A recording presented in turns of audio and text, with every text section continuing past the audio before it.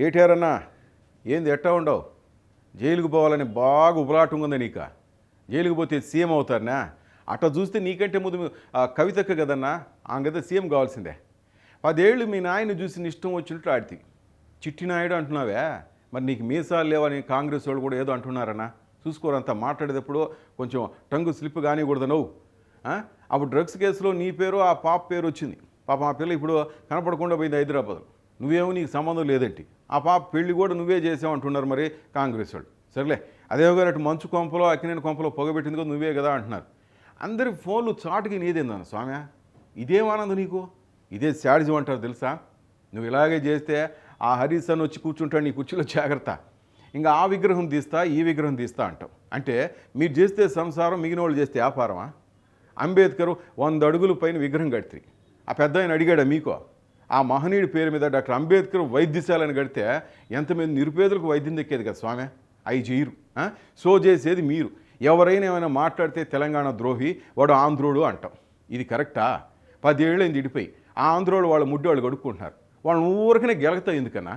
నీకు అసలు నీకన్నా మొగోడు లేడు అనుకుంటువా? వాళ్ళకి మండితే ఏదో రోజు నీకు మంచి దావత పెడతారు, జాగ్రత్త. మరి ఏదంటే అదంటే ఎవరు ఊరుకోరన్నా. ఏదైనా ఒక లిమిట్ వరకే ఉంటుంది. అయినా మొదటి నుంచి కెమెరాలు దొంగచాటుగా పెట్టడం అలవాటుగా, ఇప్పుడు దొంగచాటుగా ఫోన్లు వింటాం. కొత్త ఉందిలే, చేసేదన్నీ లంగా పనులు, మన అందరినీ లంగా పనులు చేస్తున్నారు అంటావు. చేసేదంతా నువ్వే. నువ్వు తప్పు చేయకపోతే మీ నాయన వచ్చి చెప్పొచ్చుగా, నా బిడ్డ బంగారం కడిగిన ముత్యంలాగా బయటకు వస్తాడని. అసలు నీ బొంద నీకు సరైన మూడు, నువ్వు అంటున్న చిట్టినాయుడే అన్న. నోరు మంచిదైతే ఊరు మంచిదవుతుంది అంటారు. చూసుకో సారు, ఎగిరెగిరి పడకు. అమరవీరుల స్తూపం అన్నావు, మరి ఉద్యోగంలో ప్రాణాలు పోగొట్టుకున్న వారి కుటుంబాల పరిస్థితి ఏందన్నా? వాళ్ళని పట్టించుకోవాలి నువ్వు. ఆ బ్రిడ్జిలు, ఆ ఫోన్లు, ఈ అదన ప్రసంగి పనులు చేసే బదులు ఆ కుటుంబాలను ఆదుకుని ఉంటే ఈరోజు ఎంత బాగుండేది. విద్యార్థుల త్యాగాలతో మీరు ఆ కుర్చీలో కూర్చున్నారు, కానీ ఆ విద్యార్థుల కోసం ఏమాత్రం చేయాలి. మళ్ళీ నంగి మాట్లాడుతూ పెద్దోడు. మరి రేవంత్ రెడ్డి పాలన బాగాలేకపోతే మీ నాయన మాట్లాడచ్చుగా, ఎందుకు ఫామ్ హౌస్లో కూర్చుంటాడా? బాధ్యత లేదా?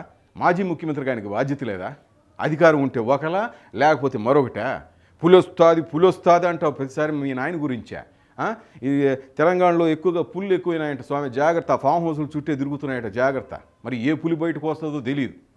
కొంచెం జాగ్రత్తగా ఉన్న, నోరు అదుపులో పెట్టుకొని కాంగ్రెస్ వాళ్ళు అంటున్నారా నువ్వు?